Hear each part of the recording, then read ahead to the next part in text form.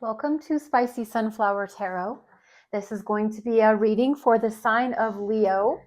I have a new moon in Scorpio reading for you, Leo. And Leo could be your sun sign, your moon sign, your rising sign, or they call it ascendant sometimes. Anywhere you have Leo in your chart, you might come to this reading and you might find that it suits you, it fits you, it lands for you. I'm really designing this reading around this solar system event we have this week, the new moon in Scorpio, and that happens on November 19th, 2025. And anytime we do have a new moon, it's the beginning of a new lunar cycle, my apologies. But a new moon in general is about fresh starts. And in Scorpio, it's emotionally introspective and it is transformative, so transformational. And that's encouraging, that's exciting. We have a few more days left of Scorpio season, and then we enter into the fire season, Sagittarius. So Leo, that's going to be, maybe a comfort zone for you, your fire energy yourself. So that might speak to you in a different way than all this watery energy of Scorpio maybe has. But before we end this Scorpio season, this new moon in Scorpio, I want to find out how it's going to affect you, Leo. So I've got 5 cards lined out with some messages behind them. And let's see what we can pull out for the sign of Leo. Please tune in to your highest, purest form of guidance, love, and light so that you get the best messages for you at the right time that you need them. Like I said, I'm going to turn these cards face down though, so that we can come and talk to them one at a time, give them their proper time and attention. So for the sign of Leo, this new moon in Scorpio reading, I'm going to do the first card, second, third, fourth, and the fifth. And then in the center, I'll place the deck with a selenite wand and just bringing in that transmutational, positive love and light energy. So first card we want to flip over for you, Leo, is what rebirth would you like to see? Oh, wow, the star. Beautiful. The star is card number 17. And the star is all about hoping and wishing and knowing that your dreams are coming true. It really is actually becoming a star, which goes so well with you, Leo, because you're a natural at being a star.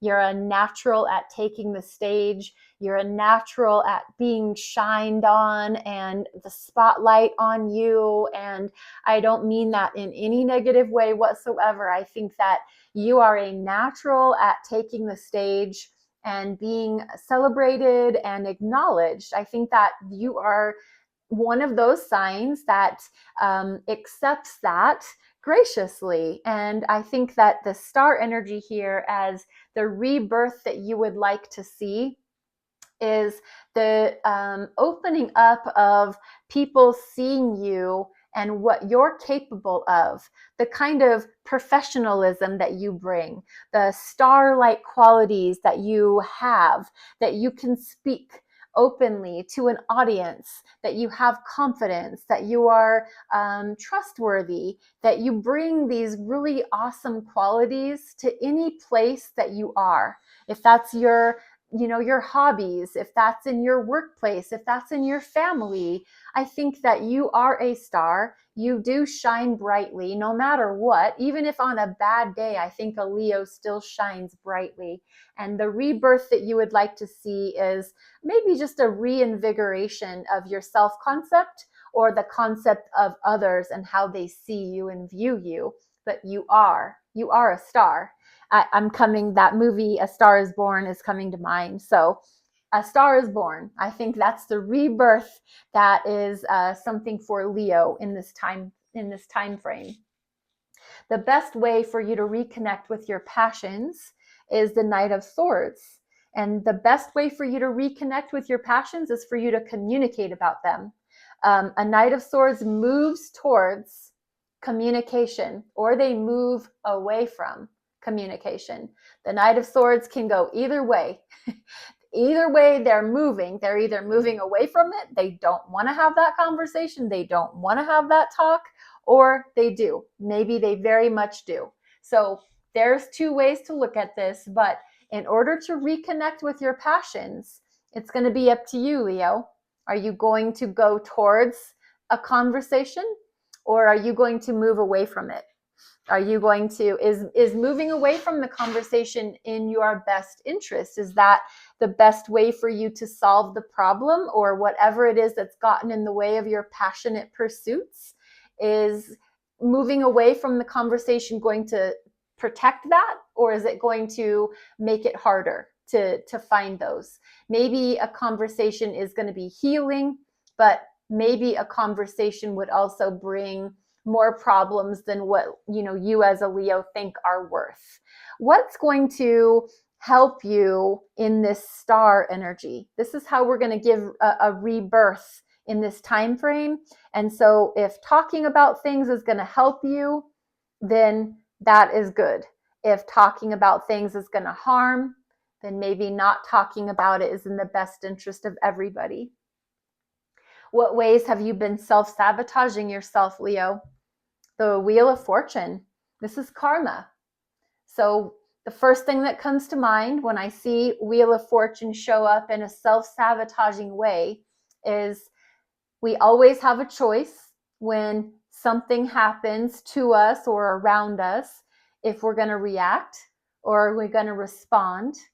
And if there's been reactions, if there's been, we bring our own karma wherever we go. If you're someone that believes in that, that's really a lot of the attributes of the Wheel of Fortune has to do with the karmic wheel turning.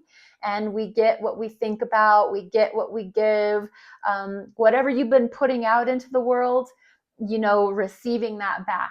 So that's a self-sabotaging kind of a mentality too, because it may not always have been the case, especially if you've tried to be putting your best energy, your best foot forward, but you're feeling like negativity comes back to you. Is it just the way that you're thinking about things?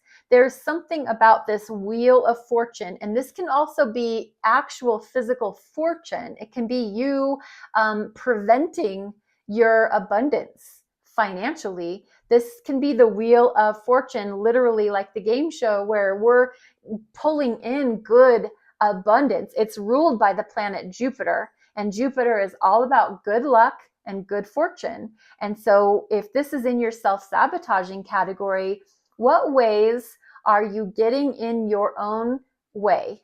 What ways are you preventing your abundance? And what ways are you preventing goodwill and good fortune to come your way?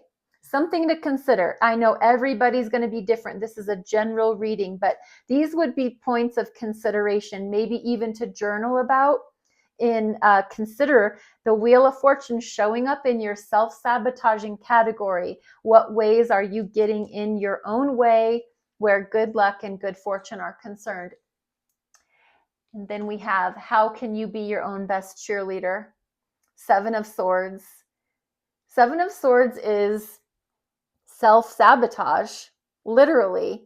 So this Seven of Swords could be a reason why Wheel of Fortune is in our self-sabotaging area. This is acknowledging it is how we're going to be our own best cheerleader. When you've got the cheerleader for the football team and every touchdown, every whatever good thing happens in football, I'm not a football fan, but whatever happens, cheering yourself on. And that means coming clear with, how have you been lying to yourself? How have you been sneaking around, paying attention to what needs to be paid attention to? How have you been not acknowledging your own flaws or faults or things that need to be tended to? It's sneaking around. Seven of Swords is being sneaky.